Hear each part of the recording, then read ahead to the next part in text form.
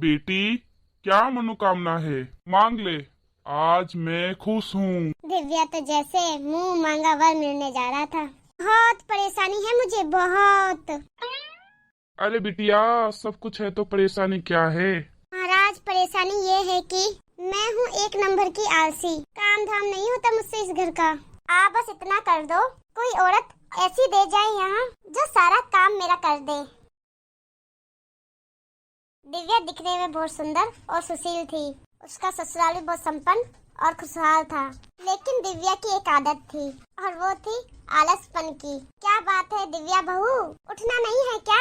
ऐसे कैसे चलेगा? 2 बजे दोपहर को सो के उठती हो, फिर खाना खा के सो जाती हो।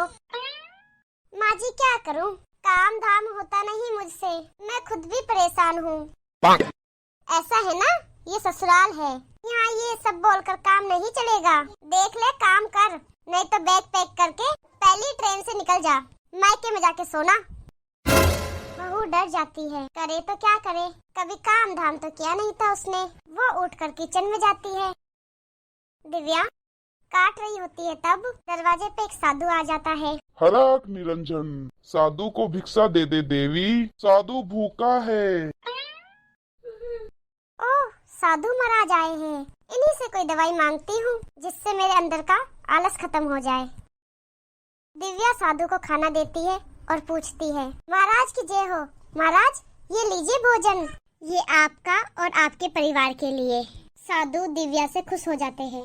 बेटी, क्या मनोकामना है? मांग ले, आज मैं खुश हूँ। दिव्या तो जैसे मुंह मांगा वर मिलने जा रहा था।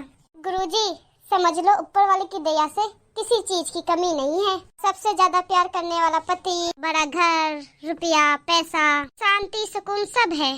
चलो अच्छा है, अब चलता हूँ मैं। साधु जैसे ही जाने के लिए मुड़ते हैं। अरे अरे डायलॉग तो पूरा होने दीजिए महाराज, कहाँ जा रहे हो? बहुत परेशानी है मुझे, बहुत। अरे बिटिया, सब कुछ है तो परेशानी क्या है? महाराज परेशानी ये है कि मैं हूँ एक नंबर की आलसी। काम धाम नहीं होता मुझसे इस घर का। आप बस इतना कर दो, कोई औरत ऐसी दे जाए यहाँ जो सारा काम मेरा कर दे। साधु जी बैठ जाते हैं और सोच में पड़ जाते हैं कि दिव्या का क्या किया जाए। ठीक है, मैं एक औरत दिए जा रहा हूँ। वो क्या है, उसका कोई नहीं है तो वो तुम्हारे सारे काम करेगी। वाह वाह, क्या बात है गुरुजी, ये तो कमाल की बात है। लेकिन वो क्यों मेरे घर का काम करेगी महाराज? पैसे और खाने के लिए? ना बेटी ना, पैसा और खाना उसके लिए कोई बड़ी बात नहीं है, लेकिन अब वो शादी करके सेटल होना चाहती है। लेकिन हम लोगों के घर पे कौन सा लड़का है जिससे हम उसकी शादी कराए? देख बेटी, साफ साफ तो ये है कि वो घर का सारा काम करेगी, लेकिन एक बात याद रखना, उस औरत को कभी खाली मत बैठने देना, क्योंकि अगर तुम उसे काम नहीं दे पाई तो उसका विवाह तुम्हें अपने पति से करवाना होगा। उसे कहाँ वक्त मिलने वाला है बाबा जी, मेरे पास काम ही इतने हैं। भेज दीजिए आप, देख लूंगी मैं। प्रणाम। प्रणाम कह के दिव्या साधु को विदा तो कर देती है, लेकिन उसकी जिंदगी में कैसा भूचाल आने वाला है वो तो देखना बाकी है। अगले दिन। जी दिव्या जी है। हाय हाय, कितनी सुंदर हो तुम। कहाँ की रहने वाली हो और ये आलसी दिव्या को कैसे जानती हो? अभी दिव्या और उसका पति वहाँ आ जाते हैं। हेलो जी, दिव्या कभी मिलाया नहीं तुमने अपनी सहेली से? डर था क्या कहीं इसी से शादी ना कर लूं? बस हो गया, ये सहेली नहीं मेरी नौकरानी है। आज से सारे काम मेरे मैं इसी से करवाऊंगी। ये मेरी आज्ञा का पालन करेगी। जी बिल्कुल सही, आपको हमेशा मुझे कोई ना कोई काम देना है, नहीं तो आप जानती हो ना। वो दिव्या के पति को देखकर हंसने लगती है। अरे हमें भी बता दीजिए, क्या जानती है ये? जाइए ऑफिस जाइए, देर हो रही थी ना आपको। ठीक है, जाता हूँ, बाय। पति ऑफिस चला जाता है। दिव्या और उसकी सास घर में अकेले। जाओ 2 कप चाय बना के लाओ। बस यूं गई और यूं आई, तब तक दूसरा काम सोच लेना। ओए होशियार मत बन, जा चाय लेके आ। मेरे पास इतने काम है ना कि कमर टूट जाएगी तेरी। दिव्या के कहने से वो चाय बनाने चली जाती है। जैसे ही वो चाय बना के आती है, दिव्या उसे खाना बनाने के लिए भेज देती है। आलसी हूँ मैं, बेवकूफ नहीं। ऐसे ऐसे काम बताऊंगी उसकी नानी की नानी याद आ जाएगी। बड़ी आई मेरे पति के साथ शादी करने के ख्वाब देखने वाली। क्या कहा बहू? मेरे बेटे से ये सुंदर संस्कारी काम काज में दक्ष लड़की शादी करना चाहती है। आहा, अरे भाग्य खुल गए हम लोगों के। देखिए माँ जी, ये तो तब करेगी ना शादी जब मैं इसे खाली रखूंगी, सारा दिन काम करवाऊंगी।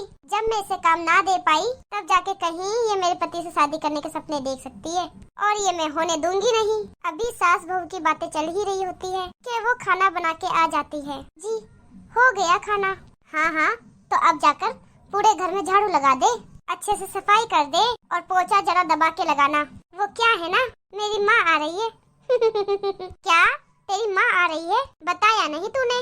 अरे इसमें बताने की क्या बात है, वैसे भी मैं अपने कमरे में थी तब फोन आया था। अब कौन कमरे से बाहर आए, आपके कमरे तक जाए और सारी बात बताए। हाँ, थकावट तो सोच के ही चढ़ रही है देखो। हाँ हाँ क्यों नहीं, आलसी ही रहना जिंदगी भर। बस मैं तो अब ये प्रार्थना कर रही हूँ कि तू एक बार चुके और ये सुंदरी मेरी बहू बन जाए। अब क्या था, सास भी बीच बीच में नौकरानी की मदद कर देती। सारा काम हो गया दिव्या जी, अब दूसरा काम बताओ। घर का सारा काम, साफ सफाई सब कुछ हो गया और मैंने तो कोई काम सोचा ही नहीं। अरे मैंने सोचा क्यों नहीं। मैं क्या कह रही थी, थोड़ा आराम कर लो, कब से काम कर रही हो तुम। अब बाकी काम तुम शाम को कर लेना, शाम के लिए भी थोड़ा काम बचा दो। मतलब कोई काम नहीं है मेरे लिए, पता है ना कोई काम नहीं होने का क्या मतलब है। तभी पीछे से दिव्या की माँ आ जाती है। माँ कितने दिन बाद आई हो तुम, रुकोगी ना कुछ दिन? हाँ हाँ और क्या, बेटी के पास आई हूँ तो रुकूंगी ही।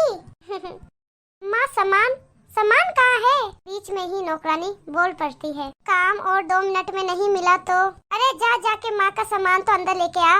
वो औरत मुंह लटका के बैग लेने चली जाती है। उसके जाने के बाद, अरे बेटा कौन थी ये, और ऐसे बात कर रही थी जैसे तेरी सौतन हो। दिव्या माँ को सारी बात बता देती है। ये तूने बहुत गलत किया बेटी, घर में एक औरत, वो भी इतनी सुंदर, काम पे रखी। अरे रखा तो रखा, पर शर्त भी इतनी अनोखी कि तू कोई काम ना बता पाए तो वो तेरे पति से शादी कर लेगी। अरे ये तो बहुत गलत हुआ बेटी, तेरा दिमाग काम नहीं किया क्या?